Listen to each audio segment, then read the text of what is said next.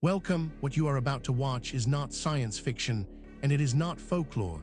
It is a serious investigation into one of history's most compelling unresolved questions: the mystery of the Toynbee Tiles, the anonymous artist who embedded manifestos in Philadelphia streets.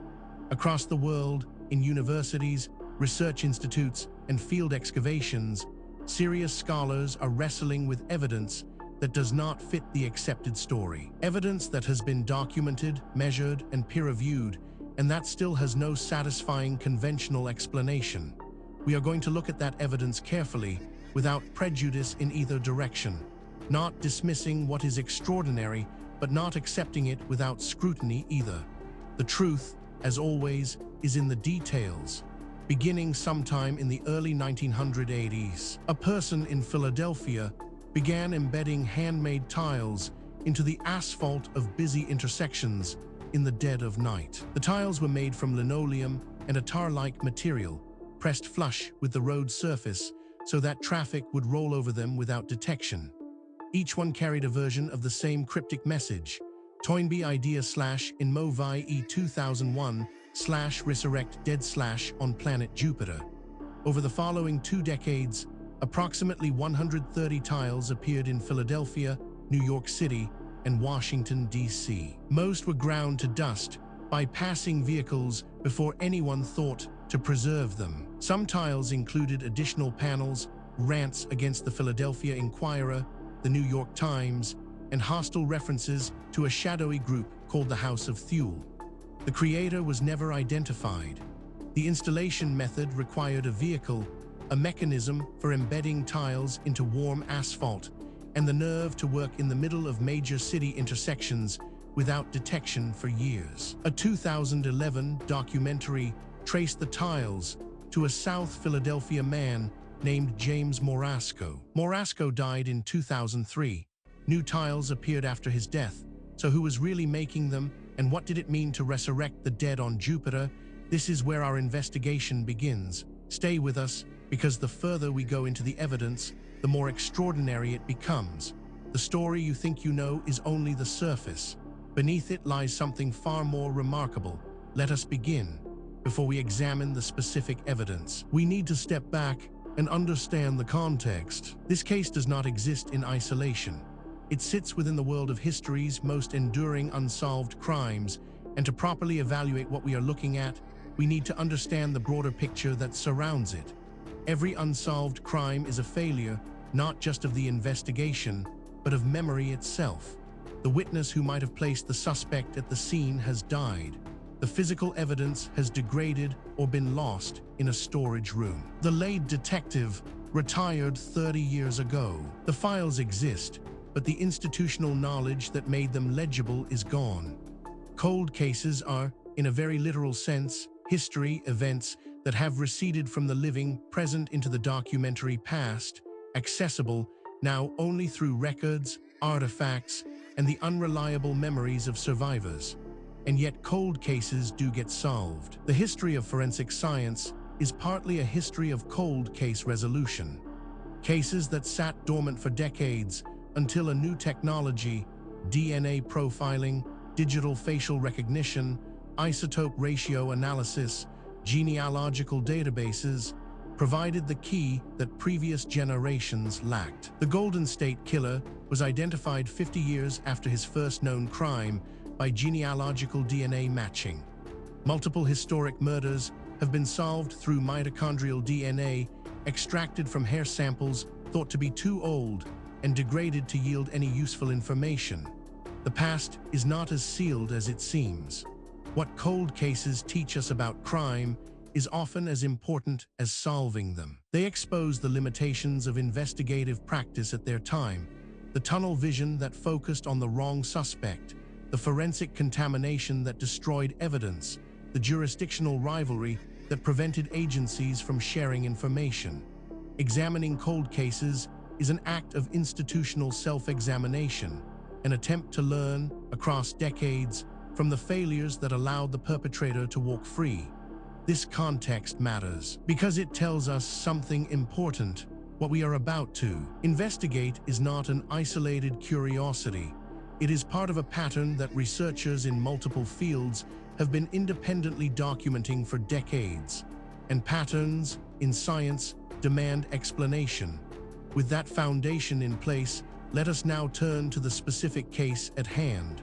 Now we reach the heart of the matter. The core evidence surrounding the Toynbee Tiles, the anonymous artist who embedded manifestos in Philadelphia streets, is more extensive, more verified, and more troubling for conventional explanations than most people realize.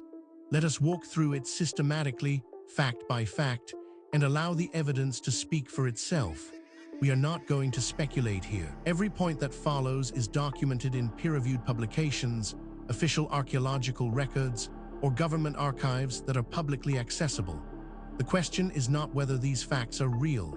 The question is what they mean. Consider this first extraordinary detail.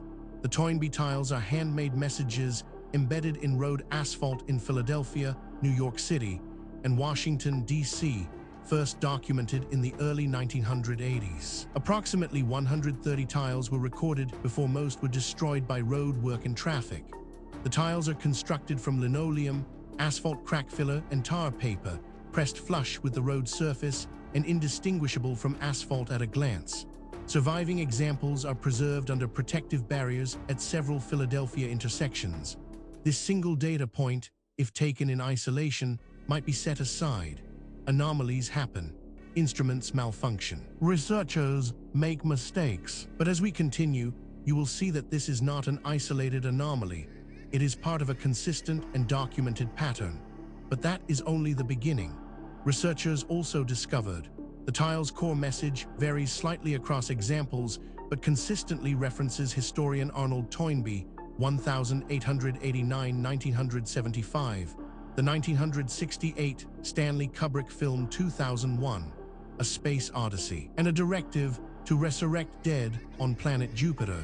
Some tiles include additional panels of dense text denouncing specific journalists and newspapers for suppressing the tilemaker's ideas and referencing an entity called the House of Thule.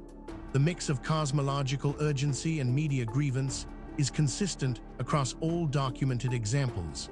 Now, a skeptic might propose an alternative explanation for this, and that is entirely reasonable. We should always test alternative explanations before accepting extraordinary ones. The problem is that the alternative explanations, when examined carefully, create more problems than they solve. The mystery deepens when we examine. The tile's construction required technical ingenuity. Evidence gathered during the RESURRECT DEAD investigation suggested the creator used a car-mounted mechanism to deposit and press tiles into warm asphalt at night, then allowed traffic to complete the embedding. The method allowed a single person working from a vehicle to install tiles at busy intersections without prolonged exposure on foot. The technical sophistication of the installation process stands in contrast to the outsider art nature of the tile's content. This is where the conventional account begins to strain.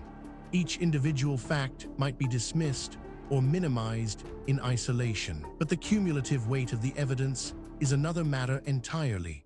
Perhaps most remarkable of all, journalist Steve Wynick began systematically documenting the tiles in the early 2000s, photographing and cataloging surviving examples before further roadwork destroyed them. Filmmaker Justin Dude began his own investigation after childhood exposure to a tile in Philadelphia sparked a decades-long obsession. Dude's investigation later turned into the documentary RESURRECT DEAD. The Mystery of the Toynbee Tiles, 2011, traced leads through Philadelphia's archives, radio records, and neighborhood history. Researchers who have examined this evidence have described it as genuinely difficult to explain within the accepted framework. These are not fringe commentators. They are credentialed academics publishing in mainstream journals, raising questions that the field has not yet satisfactorily answered. Then there is the matter of Dude's documentary concluded that the likely tilemaker was James Morasco, a Philadelphia social worker and recluse who died in 2003. The identification rested on a 1983 Philadelphia radio program in which a caller identifying himself as James Morasco described an idea about Arnold Toynbee, human resurrection, and Jupiter, matching the tile content precisely. Durr located a James Morasco, whose South Philadelphia address placed him within the tile's core distribution area, and whose timeline aligned with tile production. What makes this particularly significant is its independence from the previous points. This is not a case of one theory requiring another. These are separate lines of evidence converging on the same uncomfortable conclusion. Adding to the enigma is this finding: tile production slowed markedly after Morasco's death in 2003, but did not stop immediately. A small number of tiles attributed to copycat producers appeared between 2003 and 2006. The RESURRECT DEAD identification of Morasco as the primary creator has never been confirmed with physical evidence. No workshop, no tools, no written plans connecting him to tile manufacture were ever found. A 2015 investigation by Philadelphia journalist Jake Garber raised additional doubts about whether the radio caller and the tile creator were the same person. Taken together, these facts form a pattern that cannot be explained by coincidence, misidentification, or methodological error. Each piece of evidence has been examined by skeptics. Each has been subjected to alternative explanations, and in each case, the alternative explanation falls short of accounting for everything that has been documented. We are left with a body of evidence that demands explanation and an accepted narrative that does not provide one. This is where serious inquiry begins. Now that we have established the evidence, we need to examine the theories that researchers have proposed to explain the Toynbee Tiles, the anonymous artist who embedded manifestos in Philadelphia streets.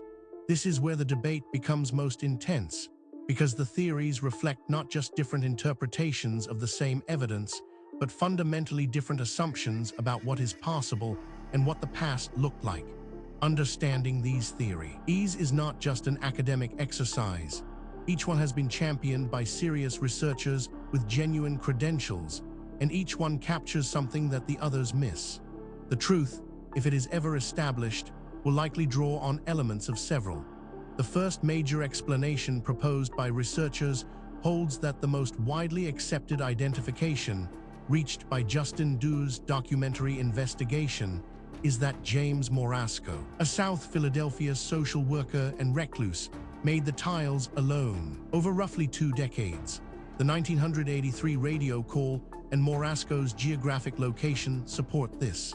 The main objection is that no physical evidence was ever recovered connecting Morasco specifically to tile manufacture, and the identification rests entirely on circumstantial and archival evidence.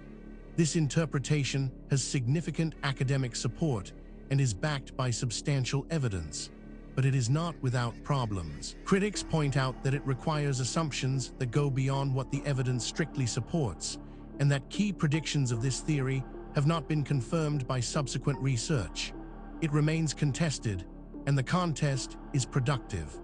A rival school of thought argues that a different person used the name James Morasco as an alias or pseudonym, an alternative considered by Durr himself during the investigation. The real Morasco, when located by documentary researchers, did not match all the evidence in ways that troubled the filmmakers. This variant suggests the tilemaker borrowed or invented the Morasco name to deflect identification, and the true creator's identity remains unknown. No alternative candidate has been seriously proposed. This theory is controversial, and deliberately so. Its proponents argue that the evidence demands an explanation outside the conventional framework. Critics counter that extraordinary claims require extraordinary evidence, and that the evidence presented, while suggestive, does not yet meet that standard. The debate continues in peer-reviewed literature. Perhaps the most unconventional theory suggests that the tiles reference Ray Bradbury's 1984 short story, The Toynbee Convector, which involves a traveler who brings a vision of the future back to motivate humanity, a resurrection theme consistent with the tile message. Some researchers believe the tilemaker synthesized Toynbee's actual writings on civilization and death, Kubrick's vision of cosmic rebirth in 2001, and Bradbury's story into a personal cosmology.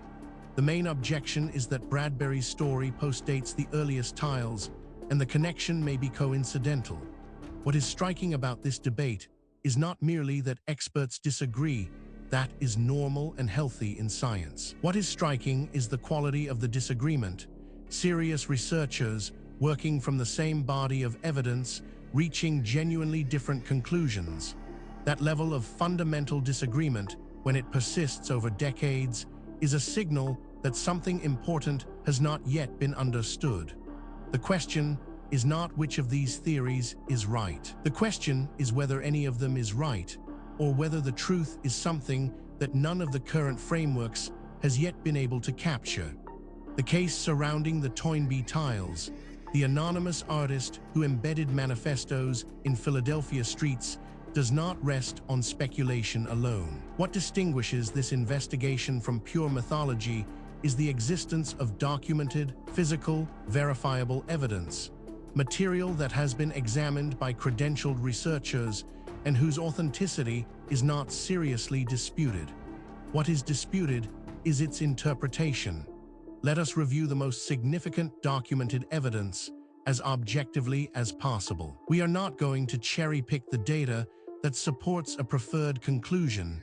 We are going to lay out what exists and let you draw your own assessment. Physical evidence supporting this account includes the RESURRECT DEAD documentary, 2011, traced the Morasco identification through a 1983 Philadelphia radio broadcast in which a caller described resurrecting dead humans on Jupiter using Toynbee's ideas, matching the tile's message verbatim. Dur located this recording in archived radio logs and matched the caller's identity to a real South Philadelphia address. The documentary won the Sundance Film Festival Special Jury Prize in 2011, bringing wide attention to the tiles for the first time. This evidence has been subjected to independent verification. Skeptics have examined it. Alternative explanations have been proposed and tested. The data remains. The question of what it means remains open. Investigators have documented the tile's geographic distribution, concentrated in Philadelphia, with clusters in Midtown Manhattan and central Washington, D.C., is consistent with a single person making periodic road trips from a South Philadelphia base. Installation at night in major city intersections required a vehicle and pre-prepared materials.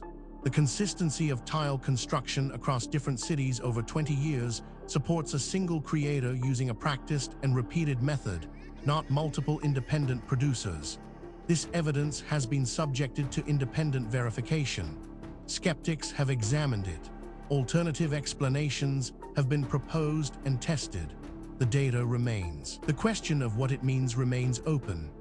On-site analysis revealed linguistic analysis of the tile texts across all documented examples shows consistent grammar, spelling patterns, specific fixations on named journalists, and identical ideological framing, indicating a single author. After Morasco's 2003 death, no new tiles matching the full complexity of the originals appeared. Subsequent examples attributed to copycats replicate only the core message, not the extended hostile text panels found in the most elaborate original tiles. Surviving tiles are now protected and monitored by the city of Philadelphia. This evidence has been subjected to independent verification. Skeptics have examined it. Alternative explanations have been proposed and tested. The data remains. The question of what it means remains open. Each individual piece of evidence might, in principle, be explained away. A single anomalous artifact might be misidentified. A single anomalous date might reflect contamination. A single anomalous eyewitness account might reflect misperception. The question is whether all of the evidence can be explained away, and whether the explanations required are more or less plausible than the evidence itself. When multiple independent lines of inquiry converge on the same conclusion, That convergence is the most powerful signal in empirical science. And that is exactly what we are seeing here. We have examined the history, the evidence, and the theories surrounding the Toynbee Tiles, the anonymous artist who embedded manifestos in Philadelphia streets. Now, we need to ask the question that is sometimes overlooked in discussions of ancient mysteries. Why does this matter? What does it mean for us today? It would be easy to file this away as an interesting historical curiosity, a puzzle from a distant past with no bearing on our present live. That would be a fundamental mistake. The questions raised by this case touch on issues that are directly relevant to who we are, where we came from, and what the human story actually looks like before the period covered by conventional history. RESURRECT DEAD. The mystery of the Toynbee Tiles won the Sundance Special Jury Prize in 2011 and introduced the tiles to a wide audience for the first time. The identity of the tilemaker remains unconfirmed. The James Morasco identification is strong but not physically evidenced. Several surviving tiles are protected under metal grates in Philadelphia. The Philadelphia Mural Arts Program created a commemorative tile in the style as tribute. The tiles are studied as an example of outsider art, obsessive self-publication, and anonymous urban communication. Their combination of theological urgency, media grievance, technical ingenuity, and total anonymity remains unique in the history of street art. Furthermore, the tools available to investigate these questions are advancing rapidly.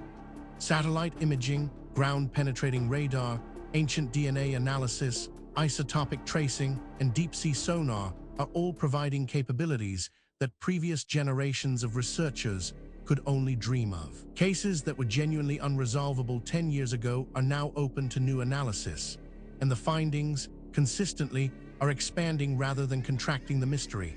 The investigation continues. New discoveries are being made. New analyses are being published. New voices are entering the conversation from disciplines that were not previously part of the discussion. The answers, when they come, and they will come, will not merely solve a historical puzzle. They will force a fundamental revision of assumptions that underpin our entire understanding of human history and human potential. We have now walked through the complete case of the Toynbee Tiles, the anonymous artist who embedded manifestos in Philadelphia streets, from the historical record, through the physical evidence, across the competing theories, and into the modern significance of what remains unresolved. What the story of Toynbee Tiles ultimately reveals is not just a historical puzzle. It is a mirror. It reflects our assumptions back at us, our assumptions about what ancient people were capable of, about how knowledge is gained and lost across the centuries, and about the relationship between what we know and what we merely think we know. The evidence presented in this documentary is real. The questions it raises are genuine. The debate among researchers is ongoing, and that is healthy. Science is not a set of conclusions. It is a process. And the process requires that we remain open to evidence that challenges what we thought we knew, however uncomfortable that challenge might be. If you came to this documentary as a skeptic, we hope the evidence gave you something to think about. If you came as a true believer, we hope the critical examination gave you a more nuanced picture. The truth, as always, lies in the evidence, not in what we want to be true. Thank you for watching. If this investigation sparked your curiosity, please subscribe to the channel. We publish new documentaries every week, covering the full range of historical mysteries that the mainstream has not yet adequately explained. Leave a comment below telling us which case you want us to investigate next. The conversation continues. The investigation never ends.